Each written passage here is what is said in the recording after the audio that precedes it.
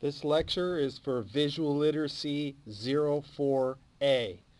First thing we're going to do is we're going to take our vl02 folder, and once again we'll make a copy of that. Hold the Option key, click and drag, and you'll see the plus sign, and that makes a copy of it. Now what we want to do is we want to rename it to your last name, vl04. Now we open that up and we open our Illustrator document. As you can see here, what we want to do is, once again, we want to close our layers and we want to get rid of the photograph on the left. So I'm going to click and drag that to the trash can and open up the layer copy, and at the bottom of that, where the image is underneath this document or this layer of illustration, and we want to throw that one in the trash can as well. At this point, close it up. All I have is my illustration.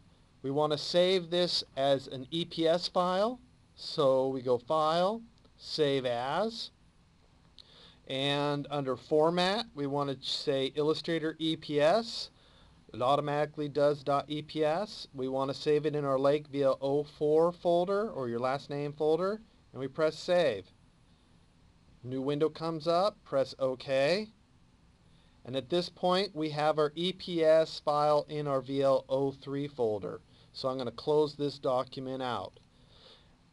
Now, the other thing that we want, or somewhere you have your textures. I have mine on my desktop. I don't need to put that in this folder. I don't need to turn in my textures. If I wanted to see my textures, what I want to do is I want to click and drag that to my bridge. Okay, so I launch it in Bridge. If I know where it is, I can go to the desktop and in Textures. Once I have that, as you can see on the bottom, I have all my different textures that I'm going to use. You should have photographed your own textures. So at any point when I want to choose one of these, I just click and it will launch in Photoshop.